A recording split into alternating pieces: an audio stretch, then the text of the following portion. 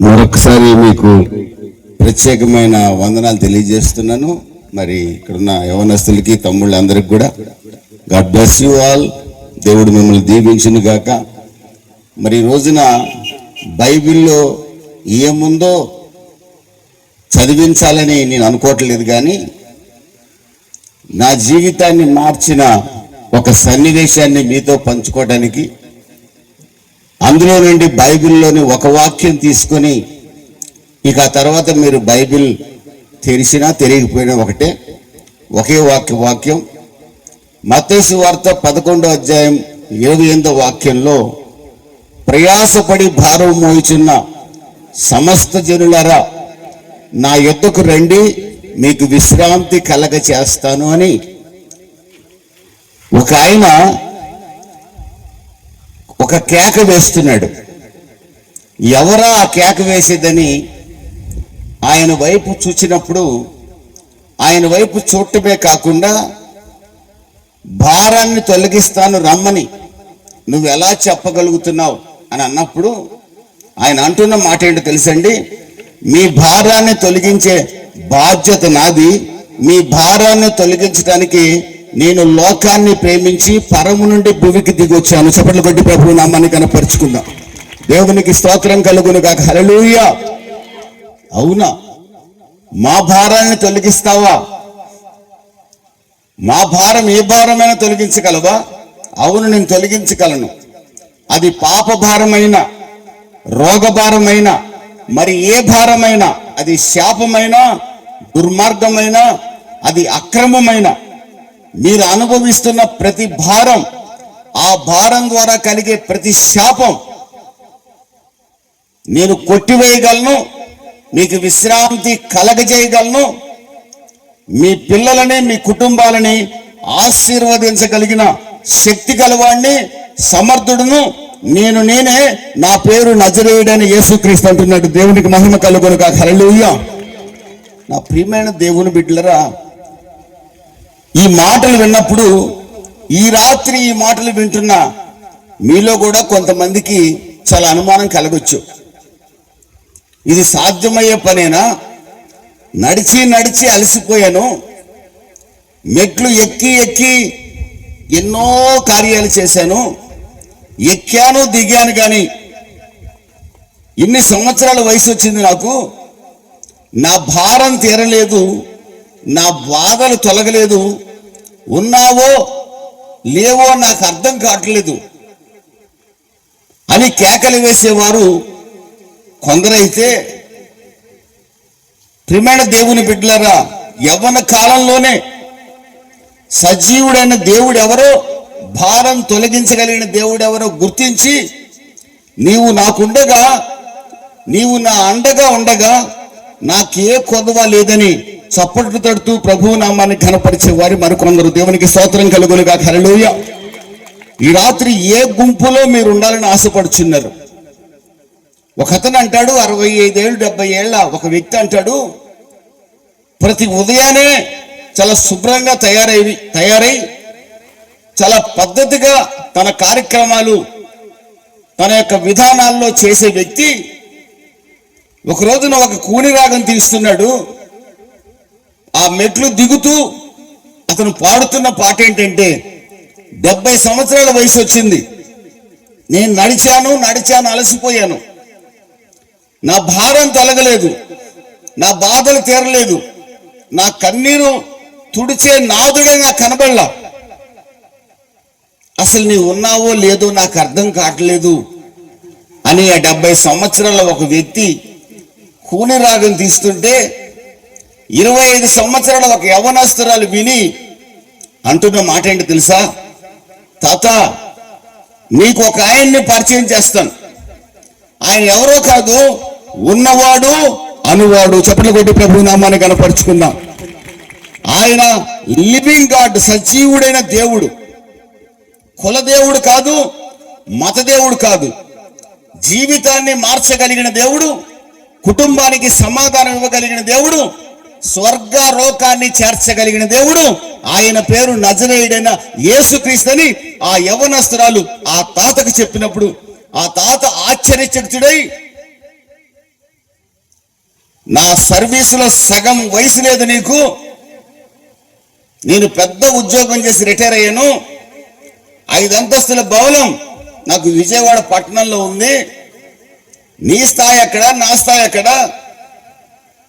సజీవుడైన దేవుడిని నువ్వు నాకు చూపించగలవా? నేను నడిచి నడిచి అలసిపోయి తిరగని ప్రదేశం లేదు, నా బాధలు తీరలేదు, నా భారం తొరగలేదు, నా కన్నీరు తుడిచేవాడే కనబడలా ఈ రోజు కూడా. ఒకళ్ళు కాదు, ఇద్దరు కాదు. నువ్వేమో 25 ఏళ్ల వయసులో ఒక ఆయన ఉన్నాడు, బాధలు తీర్చగలిగిన వాడు అంటున్నావు. ఎవరు ఆయన? నీ బాధ ఏమి తీర్చాడని అడిగాడు. ఆ సహోదరి, ఆ యవ్వన బిడ్డ అంటుంది, నా వయసు 25 ఏళ్లే, కానీ నేను భయంకరమైన పాప ఊబిలో యవ్వన కాలంలోనే చిక్కుని పోయి నా తల్లిదండ్రులకు వేదన కలగజేశా. నన్ను బట్టి నా తల్లిదండ్రులు తల దించుకొని బతికారు మా ఊళ్ళో.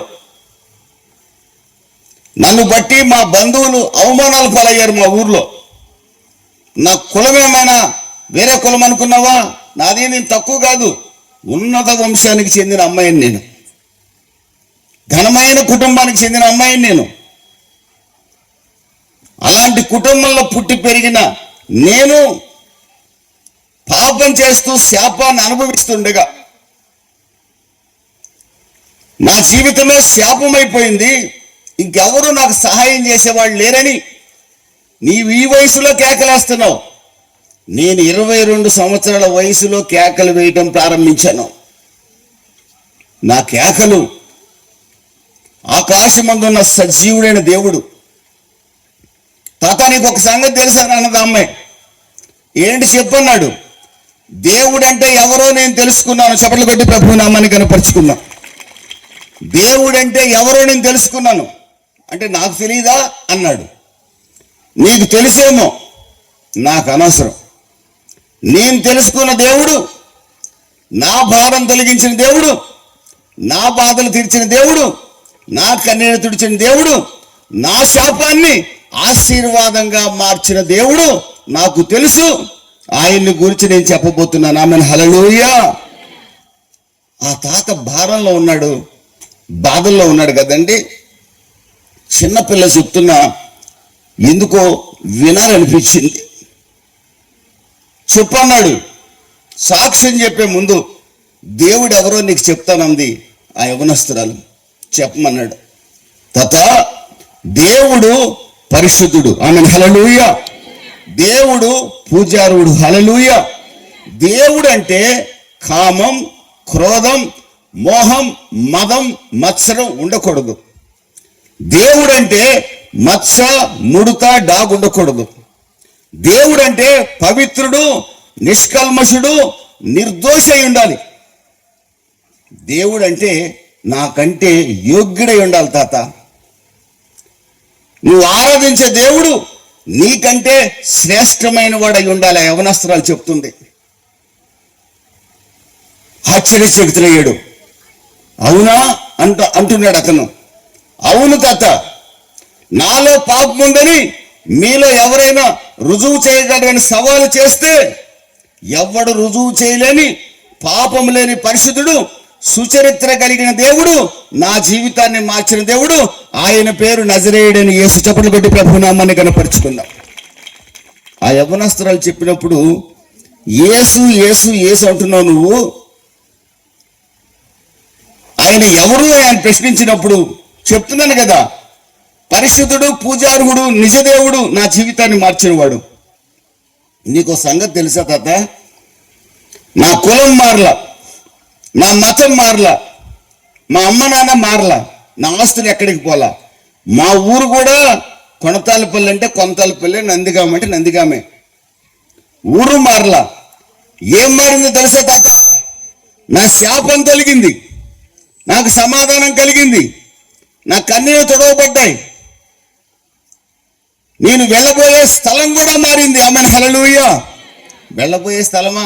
అదేంటమ్మా అన్నాడు. తాత, పాపంతో ఉన్నవాడు శాపంలో ఉంటాడు. పాపంలో ఉన్నవాడు వెళ్ళే స్థలం నీకు తెలుసా అన్నది. ఎక్కడికి వెళ్తాడు అన్నాడు? యమలోకం. నీకు తెలియదు అంత పెద్దోడివి? తెలుసమ్మా, అక్కడ యమకింకరులు ఉన్నాడు అన్నాడు. పాపం చేసే ప్రతి ఒక్కడి కొరకు యమకింకర్లు ఎదురు చూస్తుంటారు తాత. మా నాయనమ్మ చెప్పింది, అక్కడ నూనె బాండిలు పెట్టి వేయిస్తారంట. యమకింకర్లు పాపిని పట్టుకోరంట తాత, బల్లెంతో గుచ్చి సెగ చూపించుకుంటూ వెళ్తారంట. ఈ సంగతి నీకు తెలుసా? కొంచెం తెలుసమ్మా, ఎందుకో వినాలనిపిస్తుంది తాతకి. పాపం చేసే ప్రతి ఒక్కడు ఆ స్థలానికి వెళ్తాడు. పాపాన్ని విడిచిపెట్టిన వాడు పరిశుద్ధ దేవుని సన్నిధికి వెళ్తాడు. మరలా నీకు ఒకటి గుర్తుపెట్టుకో, పరిశుద్ధమైన దేవుడు నాకు తెలిసినంత వరకు తాత, మా బంధువులు నాకు అన్ని నేర్పించారు, సనాతన సాంప్రదాయాలన్నీ నేర్పించారు. నాకు 24 ఏళ్ల వయసులో నాకు తెలియదంటే ఏమి లేదు. నీకో సంగతి తెలుసో లేదు, నువ్వు చదువుకొని ఉండొచ్చు. నేను గ్రాడ్యుయేట్ని మాత్రమే, ఆయన నాకు బాగా తెలుసు ఆ యవనస్తురా అంటున్నమాట. పరిశుద్ధుడైన దేవుడు నాకు తెలిసినంత వరకు ఏ పాపము లేని పావనమూర్తి యేసుక్రీస్తు మాత్రమే తాత. నేను నమ్ముతున్నాను. చప్పట్లు కొట్టి ప్రభునామాన్ని కనపరుచుకుందాం. ఎలా చెప్పగలవనంటే, ఒక్కసారి బైబిల్ అంతా చదవదు తాత.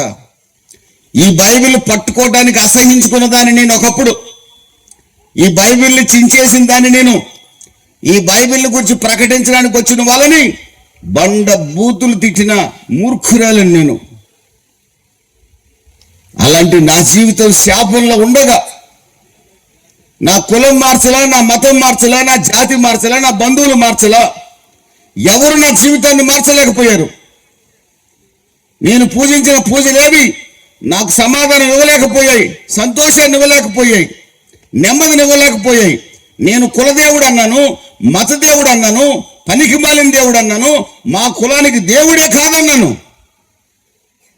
అలాంటి వాడు నన్ను ప్రేమించి, ఒకరోజు నేను వేదనతో ఆత్మహత్యకు వెళుతుండగా, ఆ రైలు పట్టాల మీద రైలు కింద పట్టణానికి వెళుతుండగా ఒక్కసారి నేను కేక వేశాను, నిజమైన దేవుడు ఎవరైనా ఉంటే నా జీవితాన్ని మార్చండి అని అడిగాను. నిజమైన దేవుడు నా కొరకు దిగొచ్చి ఆ ప్రమాదం నుంచి నన్ను కాపాడి, నా హృదయాన్ని మార్చి, నా తల్లిదండ్రుల దగ్గరికి చేర్చి, నా అపవిత్రమైన నా బ్రతుకుని పవిత్రమైనదిగా మార్చాడు. నా భారాన్ని తొలగించిన యేసు నీ భారాన్ని తొలగించగలడని సాక్ష్యం చెప్తున్నాను. చప్పట్లు కొట్టి ప్రభునామాన్ని కనపరుచుకుందాం. హల్లెలూయా. ఒక యవ్వనస్తురాలి సాక్ష్యం ఒక వృద్ధుడి జీవితాన్ని తాకింది. ఆ వృద్ధుడు నా కులం, నా కులం, నా కులం, నా కులం. తాత, కులాన్ని మార్చేవాడు కాదు నన్ను ప్రకటిస్తే యేసు. నేను కూడా కులగజ్జి కలిగిందాన్నే, కానీ యేసు కులగజ్జి కలిగినోడు కాదు. ఆయన కులమే లేదు తాత. దేవుడు కులం ఉండదు. దేవుడు సృష్టికర్త. చప్పట్లు కొట్టి ప్రభునామాన్ని కనపరుచుకుందాం. నాసికారంధ్రాలలో జీవవాయు కలిగిన ప్రతి మనుషుడిని సృష్టించిన వాడు దేవుడే. ఆ దేవుడు పరిశుద్ధుడు, ఆ దేవుడు పూజార్హుడు, ఆ దేవుడు యోగ్యుడు తాత. ఆ దేవుడు జీవితాలను మార్చగలడు. ఆమేన్, హల్లెలూయా. ఆ బిడ్డ సాక్ష్యం ఆ వృద్ధుడి కన్నీళ్లను తుడిచింది. ఆ వృద్ధుడు చదువుకున్నవాడు, కొత్త నిబంధన చదవడం ప్రారంభించాడు. యేసు చరిత్రలో ఎక్కడ పాపపు డాబు కనబల్లా. యేసు పరిశుద్ధుడిని అర్థమైంది. యేసు మానవ పాపాన్ని భరించడానికి భూమి మీదకి వచ్చి శిలువలో అమూల్యమైన రక్తాన్ని చిందించాడని ఆ వృద్ధుడికి అర్థమైంది. మానవుణ్ణి పాపం నుంచి విడిపించడానికి పరిశుద్ధ రక్తం చిందించబడాలి. రక్త ప్రోక్షణం ఆవశ్యకం. ఆ రక్తం పరిశుద్ధుడి రక్తమై ఉండాలి. ఆ పరిశుద్ధుడు ఏ మహానుభావుడు, ఏ మహాపురుషుడు, ఏ సాధు పొంగవుడు కాదని దేవాది దేవుడే స్వయంగా నరావతారిగా యేసుక్రీస్తుగా భూమికి దిగి వచ్చాడు. చప్పట్లు కొట్టి ప్రభు నామాన్ని కనపరుచుకుందాం. తన పోలికగా సృష్టించబడిన మానవుడు పాపం చేసి నిత్య నరకానికి వెళ్తాం చూడలేని దేవుడు మానవుడిని ఏనాడు ద్వేషించలేదు. పాపం చేసి మహిమను కోల్పోయిన మానవుడిని చూసి దేవుడు కన్నీరు కార్చాడు.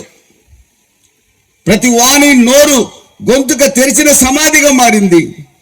మానవుడు చేతులెత్తితే దేవుడు చూడలేకపోతున్నాడు. పాపం పాపం పాపం, అక్రమాలు, త్రాగుడు, తిరిగిపోతనం, వ్యభిచారం, కుటుంబాలు పాడు చేసే స్వభావం, భయంకరమైన జీవితాలు జీవిస్తున్న మానవుని దేవుడు చూడలేక తన కనులు మూసుకుంటే చెవుల ద్వారా మానవుడు తాగి ప్రార్థన చేస్తున్నాడు.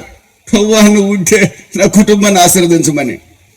తాగుబోతుడు ప్రార్థన ఆయన వినలేక చెవుల్లో దూదులు పెట్టుకొని ఉంటాడు, నా నమ్మకం. లేకపోతే శేషమే పోసుకున్నాడు, నాకు తెలియదు. దేవుడు మానవుడి యొక్క ప్రార్థన వినలేకపోతున్నాడు. మానవుడి యొక్క ముఖాన్ని చూడలేకపోతున్నాడు. ఆయన హస్తం, ఆయన బాహువు చాలా గొప్పది, కానీ ఎవరికి సహాయం చేయలేకపోతున్నాడు. కారణం ఆయనకి మానవునికి మధ్య భయంకరమైన పాపపు అడ్డుగోడ. ఈ అడ్డుగోడ తొలగాలంటే దేవుడే స్వయంగా నరావతారిగా దిగివచ్చి మన పాపాలన్నీ భరించి మన కొరకు ఆయన పాపపు ముద్దగా మారాలి.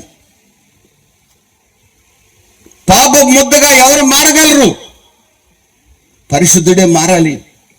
పరిశుద్ధుడు ఎవరైనా ఉన్నారా అని పరలోకం నుండి దేవుడు తొంగి చూసినప్పుడు ప్రతి ఒక్కడి రక్తంలో మోసం, వ్యభిచారం, అబద్ధం, మాయ వేషాలు, మార్పు వేషాలు,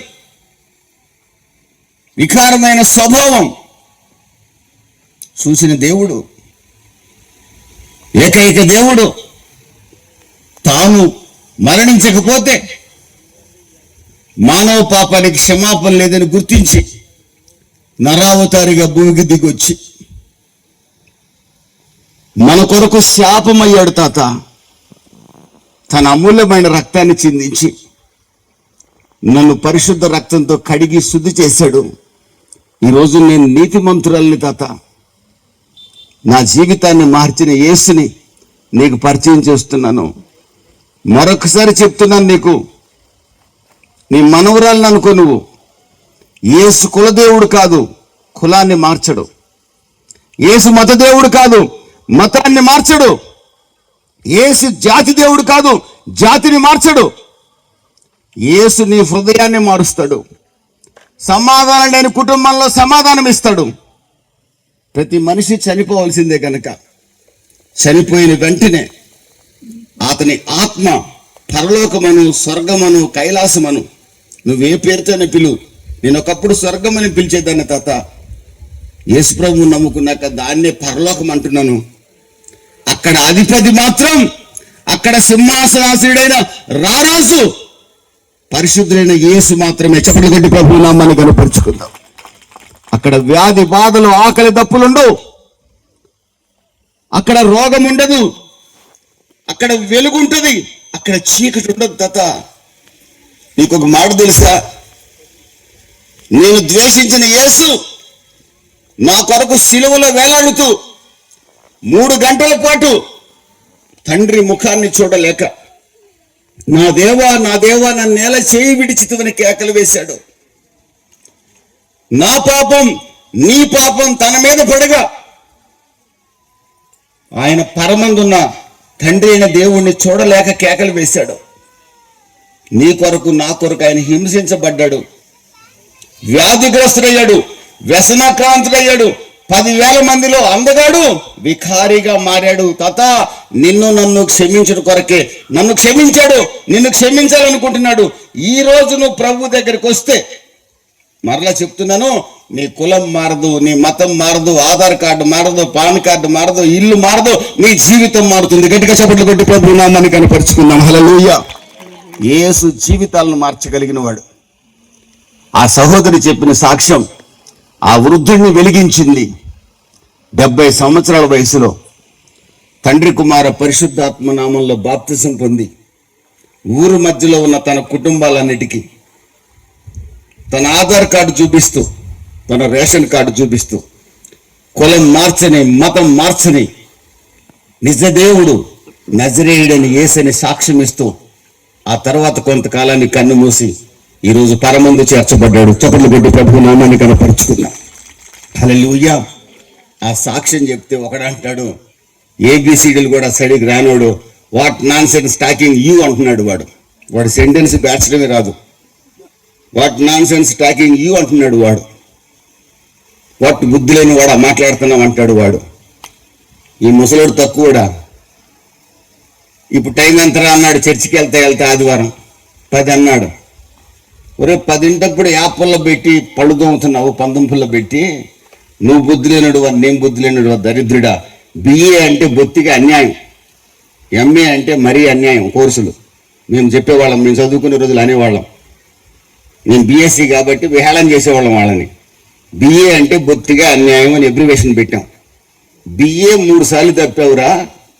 చినిగిన లుంగికి 3 చిల్లులు పెట్టుకొని 3 బొక్కలు పెట్టుకొని కూర్చొని 10 రచ్చబండ మీద కూర్చొని యాప్పలు వేసుకొని పళ్ళు దోవుకున్నావు. నీకంటే దరిద్రుడు ఎవడరా. ఆ పాల్ పాస్టర్ గారి దగ్గరికి పోదాం రా, ఎప్పుడన్నా బిఏ పాస్ అవుతారో నువ్వు అన్నది ఒకటే మాట అన్నాడు ఆయన.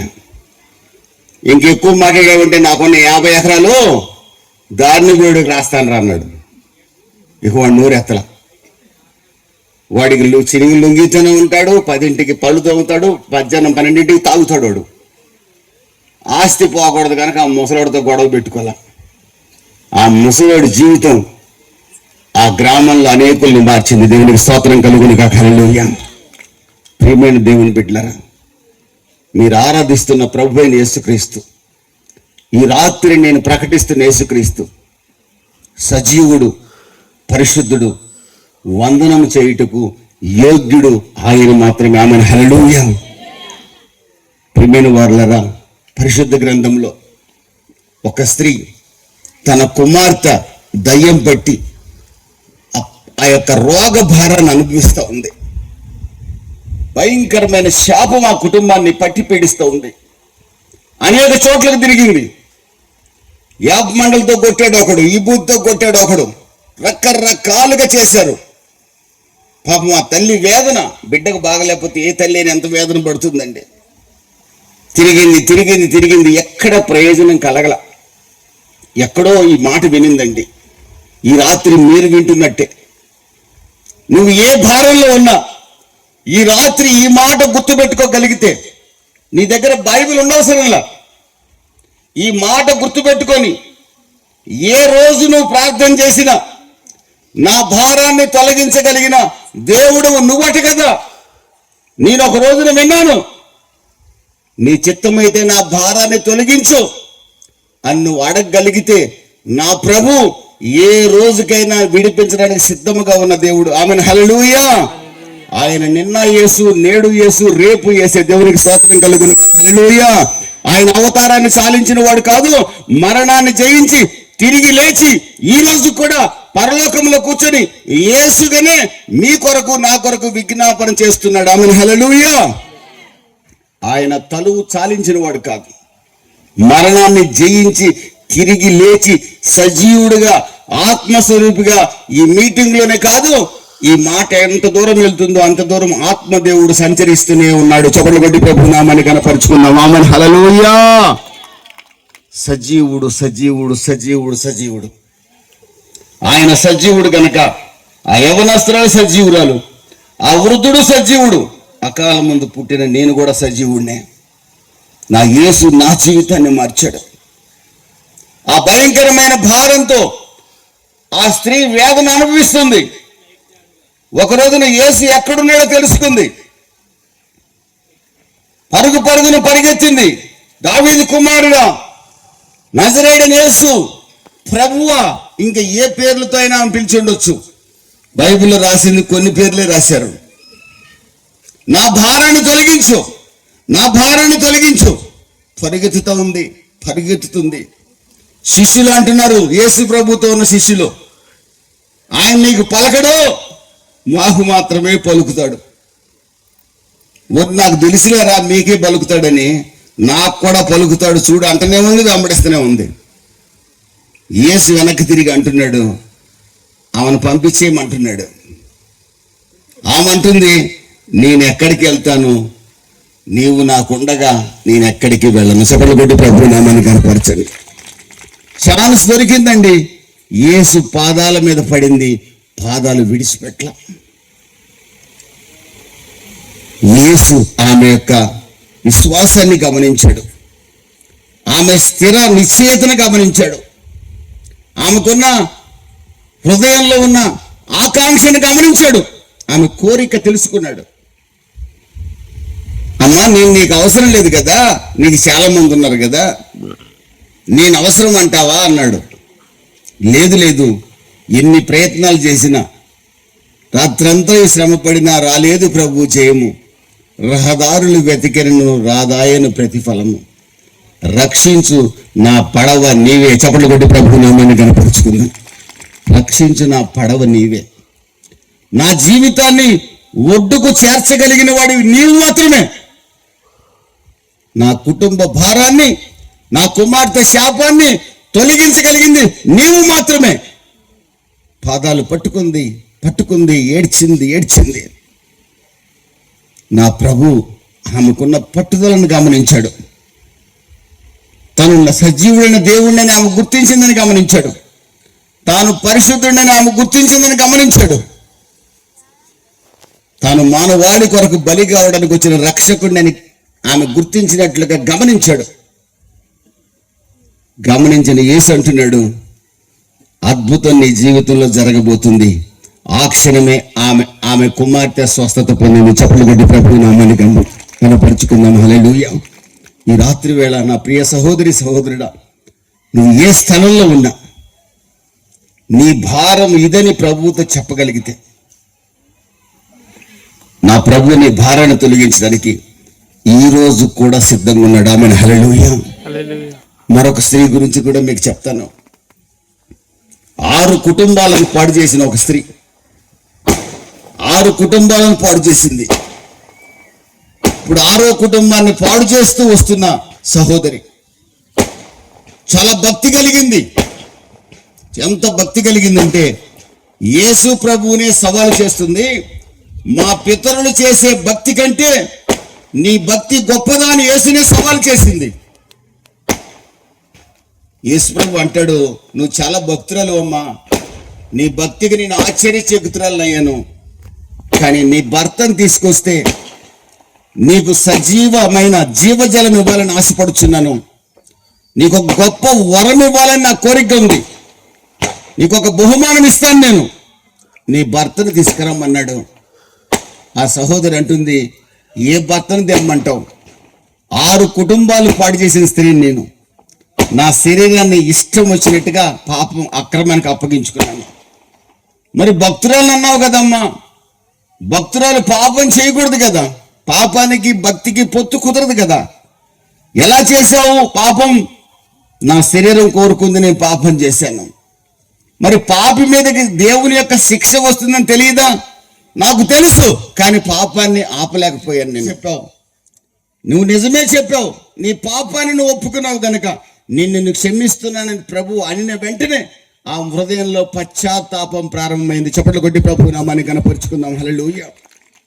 ఎప్పుడైతే ఆమె తన పాపం విషయమై పశ్చాత్తాపడిందో, మార్పు చెందిన ఆ సహోదరి గ్రామంలో అడుగుపెట్టి నా జీవితాన్ని మార్చిన యేసుని చూదురుగా రమ్మన్నప్పుడు గ్రామమంతా కదలి వచ్చిందండి. యేసు మాటలు విని అంటున్నారు, మా ఊర్లో 2 రోజులుండి మా జీవితాలను మార్చే మాటలు చెప్పమని బ్రతిమిలాడారు. ఒక పాపాత్మురాలైన స్త్రీ చెప్పిన సాక్ష్యాన్ని బట్టి. ప్రియమైన దేవుని బిడ్డలారా, పాపం చేస్తూనే ఉంది, తాను భక్తురాలను అనుకుంటుంది. పాపం చేస్తూనే ఉంది, నేను స్వర్గానికి వెళ్తాను అనుకుంటుంది. పాపి స్వర్గాన్ని చేరలేడు, పాపి పరలోకాన్ని చేరలేడు. పాపి యొక్క నిత్య నివాస స్థానం అగ్ని ఆరని పురుగు చావని స్థలం, దాహం అని కేకలు వేయాల్సిన స్థలం. ఆ సహోదరి యేసు యొక్క దర్శన భాగ్యంతో జీవితాన్ని మార్చుకుంది, అద్భుతమైన సమాధానాన్ని పొందింది, పాపాన్ని విడిచిపెట్టింది, గ్రామానికి రక్షణ కలిగించే పాత్రగా మారింది. ఆమెను హల్లెలూయా. ఈ రాత్రి ఇక్కడ కూర్చున్న మీరు నిజమైన రక్షణ పొంది ఉంటే మీరు అనేకులకు సాక్షులుగా ఉండాలి. నిజమైన రక్షణ లేదు అంటే మీ జీవితంలోనైనా ఎవరి జీవితంలోనైనా ఇంకా పాపము తొంగి చూస్తూనే ఉంటుంది. ఈ రాత్రి నిజమైన రక్షణ మీరు అనుభవించగలిగితే, ఆ సహోదరి 6 కుటుంబాలను పాడు చేసిన సహోదరి యేసు యొక్క దర్శనంతో, యేసు యొక్క రక్షణ భాగ్యంతో గ్రామాన్నంతా ప్రభు కొరకు పట్టింది, ప్రభు కొరకు సంపాదించింది. మరలా చెప్తున్నాను, ఎవరి కులం మారలా, ఎవరి జాతి మారలా, ఎవరి ఇల్లు ఎక్కడుండాలో అక్కడే ఉంది, ఏం మార్పు కలగల. వాళ్ళ పాప బ్రతుకులు మారాయి. తాగి తందనాలే వ్యక్తి సంతోషంతో గంతులు వేయటం ప్రారంభించాడు. వ్యభిచారం చేత కుటుంబాలను పాడు చేసుకుంటూ దీర్ఘ రోగాలు తెచ్చుకుంటున్న వాడి బ్రతుకు మారింది. మోసగాడు మార్పు చెందాడు. అక్రమాలు చేసేవాడు సన్మార్గంలో పయనించడం ప్రారంభించాడు. కుటుంబంలో గొప్ప సమాధానం. ఆ తదుపరి అతను మరణిస్తే పరలోక రాజ్యం. దేవునికి స్తోత్రం కలుగును కాక. హల్లెలూయా. ప్రియమైన నా ప్రియ సహోదరి సహోదరుడా, మన కుటుంబాల్లో సమాధానం కావాలన్నా, పరలోక రాజ్యం పక్కన పెట్టినా కాసేపు కుటుంబాల్లో సమాధానం అనుభవించాలంటే పరిశుద్ధులైన యేసు రక్షణ భాగ్యం, దర్శన భాగ్యం పొందగలగాలి. ఆ సహోదరి అనుభవించగలిగింది. ఒక వ్యక్తి బహుధనికుడు, గ్రామం అంతటి చేత పైకి గౌరవించబడుతున్నాడు, కానీ లోపల ద్వేషించబడుతున్నాడు. అతని భార్యకి పిల్లలకి కూడా గ్రామంలో విలువ లేని పరిస్థితి. ఒక రోజున ఆయనకి ఎందుకు అనిపించింది, భారాన్ని తొలగించగలిగిన యేసుని చూడాలని మాత్రం అనిపించింది. యేసుని చూడాలని ఆశపడ్డాడు. పొట్టివాడైనందున యేసు కనబడలా. చెట్టెక్కి కూర్చున్నాడు. యేసుని చూద్దామని మాత్రం అనుకున్నాడు. యేసు తనని చూస్తాడు అనుకోలా. ఈ రాత్రి నీవు యేసుని చూడాలని ఆశపడితే, కులం మార్చని, మతం మార్చని దేవుడు, కులదేవుడు, మతదేవుడు కాని దేవుడు, ఆయన పేరు నజరేయుడైన యేసు. యేసు సజీవుడైన నిజ రక్షకుడు. చప్పట్లు కొట్టి ప్రభు నామాన్ని కనపరుచుకుందాం. చూడాలని ఆశపడితే ఆయన నిన్ను చూస్తాడు. నేను ఆశపడను, కుక్కలు మూతి నాకుతున్న రోడ్డు మీద పడతానంటే నీ కర్మ, దానికి ఎవడేం చేయలేడు. విలువ లేకపోయినా విలువగా వేసుకొని తిరుగుతానంటే ఎవడేం చేయలేడు. జీవితాన్ని మార్చగలిగిన దేవుణ్ణి నేను పరిచయం చేస్తున్నాను. జీవితాన్ని మార్చగలిగిన యేసుని నేను పరిచయం చేస్తున్నాను. నేను కులదేవుణ్ణి పరిచయం చేయట్లా, మత దేవుణ్ణి అంతకంటే పరిచయం చేయట్లా, మరెవరిని కూర్చో మాట్లాడట్లా. నా ప్రభు అయిన యేసుక్రీస్తు, ఆ యవనస్త్రాలను మార్చిన యేసు, నా జీవితాన్ని గురించిన యేసుని మాత్రమే నేను పరిచయం చేస్తాను. కారణం ఆయన నామస్మరణ నా జీవితానికి ఆశీర్వాదకరం. ఆమేన్, హల్లెలూయా. ఆయన నామం అన్ని నామముల కంటే పైనామం. ఈ రోజున ఏబిసిడీలు రాని దరిద్రుడు, యేసుని ద్వేషించేవాడు, ఒక రోజున యేసు ఎదుట మోకాళ్ళు వంగి తీరాలి. చప్పట్లు కొట్టి ప్రభు నామాన్ని కనపరుచుకుందాం. హల్లెలూయా. నాకున్న కోరిక, నా ప్రియమైన ప్రజలు, యేసుని ఎరగని వారు యేసుని ఎవరో తెలుసుకోవాలనేది నా ఆశ. యేసు ఎవరు అంటే కులదేవుడు కాదు, మతదేవుడు కాదు, జీవితాలు మార్చగలిగిన దేవుడు, స్వర్గాన్ని చేర్చగలిగిన దేవుడు. చప్పట్లు కొట్టి ప్రభు నామాన్ని కనపరుచుకుందాం. ఉచితంగా ఏ అర్పణ లేకుండా, ఏ విధమైన ఆలోచన లేకుండా. నా ప్రియమైన దేవుని బిడ్డలరా, మహాజ్ఞానులు యేసు పాదాల దగ్గర సాష్టాంగ నమస్కారం చేశారు. నాలాంటి వాడు ఒకడు అడిగాడు, చిన్నోడికి పాద నమస్కారం చేయకూడదు కదా, ఆయు క్షీణం కదని మా పెద్దలు చెప్పేవాళ్ళు. చిన్నపిల్లడికి దండం పెట్టకూడదు మనమని. అంటే చిన్నపిల్లడు ఎక్కువ కాలం బతకడంట మనం దండం పెడితే. అది మా ఆచారం. అది జ్ఞానులారా, మీరెందుకు ఆ పిల్లోడికి దండం పెడుతున్నారు? ఓరి నాయన, వీడి పిల్లోడు కాదురా బాబు, లోక పాపాలు మోసుకొని పోయే దేవుని గొర్రె పిల్ల. చప్పట్లు కొట్టి ప్రభు నామాన్ని కనపరుచుకుందాం. మాకు తెలుసు, మేము మహాజ్ఞానులం కనుక. లోకరక్షకుడు ఎక్కడ పుడతాడో తెలుసు, లోకరక్షకుడు ఎలా చనిపోతాడో తెలుసు, లోకరక్షకుడు సమాధిలో 3 రోజులు ఉంటాడని తెలుసు, మరణాన్ని జయించి తిరిగి పునరుద్ధరణుడు అవుతాడని తెలుసు. చప్పట్లు కొట్టి ప్రభు నామాన్ని కనపరుచుకుందాం. హల్లెలూయా. ఆయన రాజుల రాజుగా, ప్రభువుల ప్రభుగా మరలా ఈ లోకానికి వస్తాడని కూడా మాకు తెలుసు. మా ఖగోళ శాస్త్రం, న్యాచురల్ సైన్స్, ఆస్ట్రానమీ అన్ని తెలిసిన పండితులం మేము. ఉన్నత వంశాలకు తెలిసిన పండితులం.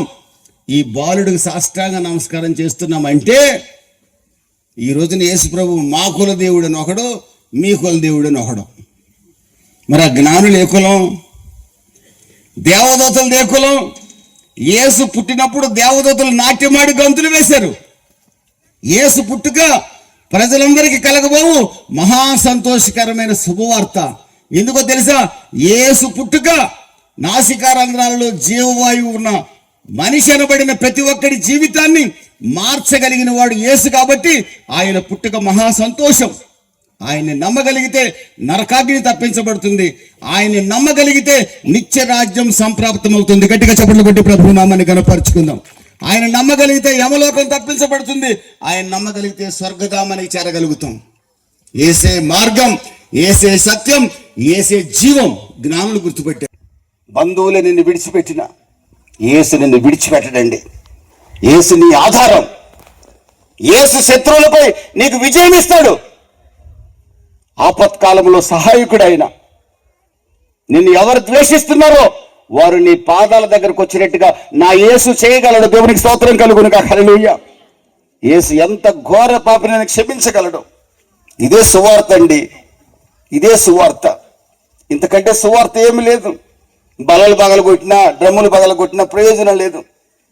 జీవితాలు మార్చగలిగిన యేసుని మీ హృదయంలో చేర్చుకోండి.